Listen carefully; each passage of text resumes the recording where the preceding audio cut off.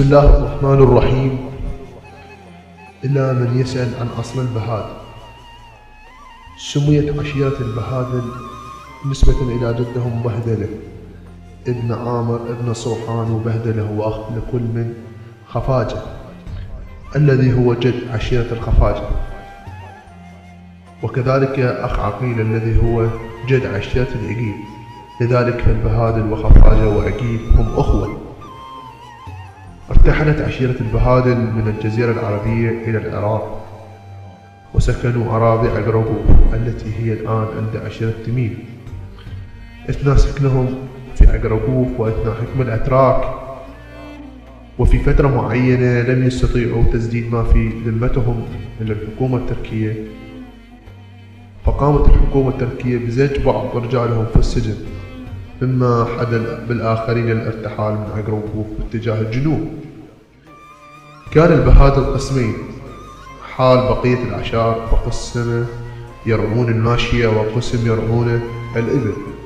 الذين يرعون الماشية فضلوا السكن في العمارة، أما الذين يرعون الإبل فسكنوا أراضي الميناء التي هي الآن الأهواز. بعد مدة من الزمن خرجوا الذين كانوا في سجن الحكومة التركية، إلا أنهم لم يذهبوا باتجاه عمامهم، وإنما ارتحلوا إلى مدينة كربلاء، وهم من البعاطة، وهم من مجموعة من البهادل يشار لهم بالبنان. ومنطقتهم في كربلاء تسمى البهاتلية. بهدلة الذي هو جد البهات لديه 3 أولاد هم حبيب وجنام مشهر.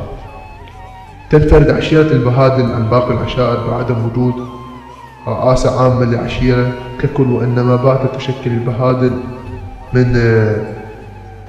من 9 حمايل، والحمولة العاشرة هم السادة الهواشم الذين هم سادة البهادل. أما حمايل البهادل فقد تشكلت على 3 ولد: بهدلة، أنفية، الذكر، وكل ثلث به رئاسة عامة، حيث أن ثلث البوحبيب نسبة إلى جدهم حبيب بن بهدلة، والثلث عبارة عن 3 حمايل، والرئاسة العامة لهذه الثلث في بيت خفي ابن عريم. أما ثلث الجنان بالنسبة إلى جنان بن بهدلة فكذلك عبارة عن 3 حمايل، والرئاسة العامة في بيت مغنم. أما ثلث الشهابات نسبة إلى جدهم شهاب بن بهدلة، وكذلك عبارة عن 3 حمايل، والرئاسة العامة في بيت حرجان العصفور. لذلك فالبهادل عبارة عن 3 و9 حمايل من السادة الهواشم يصبحون 10.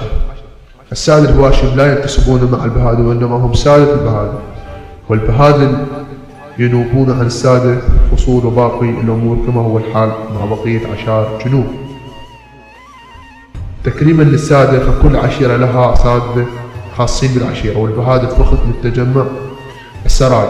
بالعراق البهادل 9 حمايل الشهابات، وتتفرع إلى البعيد وبيت سفاف والبنصر والبحبيب، وتتفرع إلى بيت برشي وبيت سعد وبيت حبيب.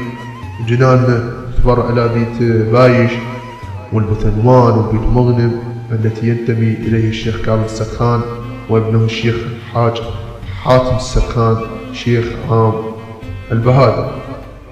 أما سكنهم فيتمركزون في الجنوب الشرقي من العراق، وخصوصا في محافظة العمارة وفروعها، ومنهم من سكن الأهواز وخصوصا في محافظة العمارة وفروعهم. أما في إيران ومنهم من هاجر إلى بغداد.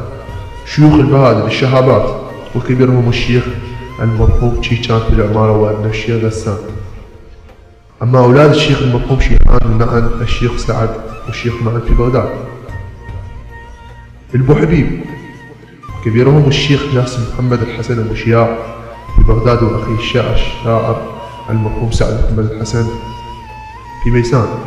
أما جنان وكبيرهم الشيخ حاتم كاظم السرخان في ميسان، وبعدما توفي الشيخ حاتم في 2011 تسلم زمام الأمور بعد ابنه الشيخ محسن حاتم كاظم السرخان.